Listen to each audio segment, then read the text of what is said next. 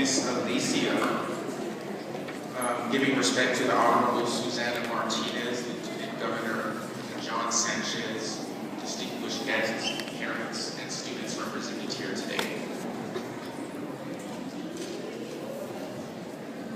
Today's occasion is critical because it is the initial start that the legislatures will begin their legislative work in 2012. We are gathered here today for a common cause, developing our state's communities for the well-being of its people. As a youth advisor representative of this state, I see the importance of advancing our youth population towards success in education for the fundamental trainings necessary for flourishing lives. I would like to discuss my views on how we can design and implement policies to increase educational achievement in the state of New Mexico. Short and long-term plans, sponsored by New Mexico State Secretary of Education, Paul Estandera, have begun to demonstrate positive results across the state of New Mexico. As a student, I would like for you to consider additional improvements that will assist our students in becoming contributing members of society. Offering our youth more accessible resources such as academic, trade, and well-care programs will provide an environment in which they will have be encouraged to realize success. Hopefully, upon the completion of my speech, you will feel compelled to provide your unreserved support. According to the Kids Count Data Book of New Mexico, recent research shows that 65% of Bernalillo County's enrolled students graduate from high school. By providing preparation for our students' desired post-secondary education training, they can potentially succeed while applying themselves towards their aspirations. Students need a proficient level of interaction with their school through programs that complement their abilities to become more astute and ultimately more contributing members of society.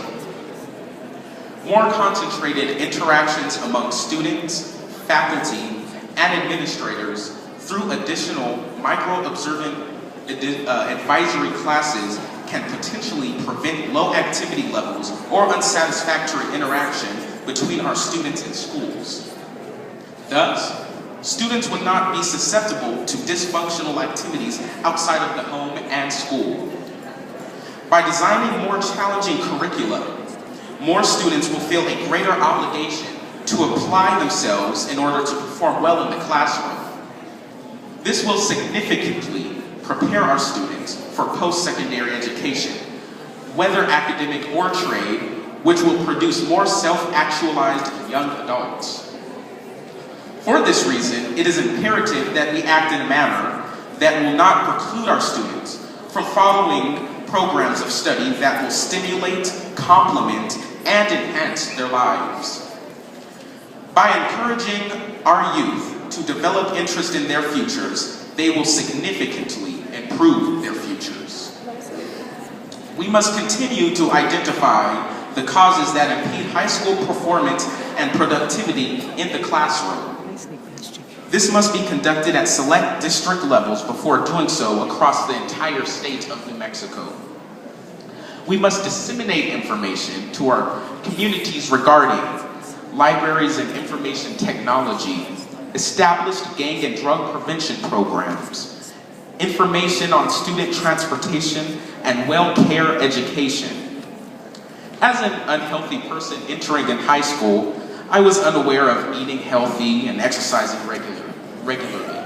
I weighed 210 pounds.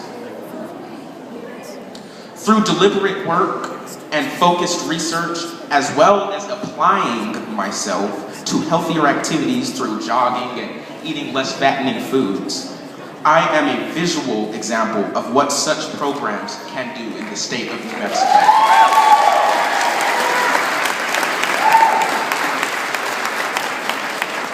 In December 2011, Governor Martinez and I participated in a meeting, and she showed interest towards a proposal to implement youth development programs across the state of New Mexico.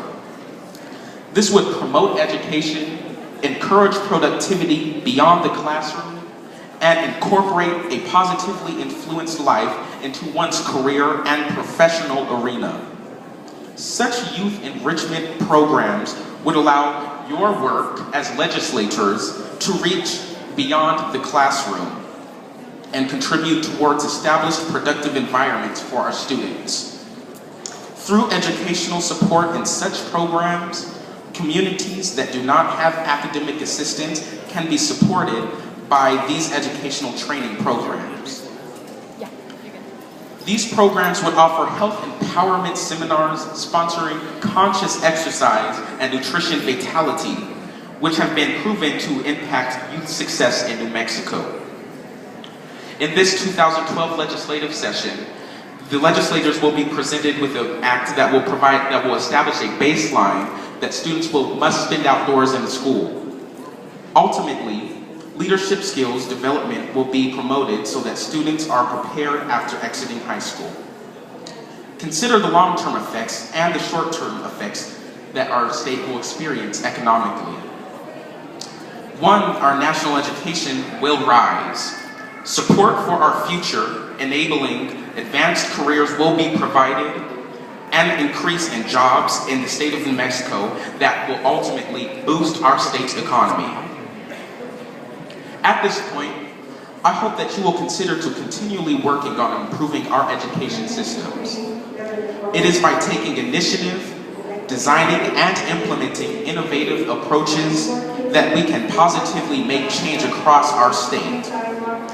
In New Mexico, we have great people, great resources, and great opportunities.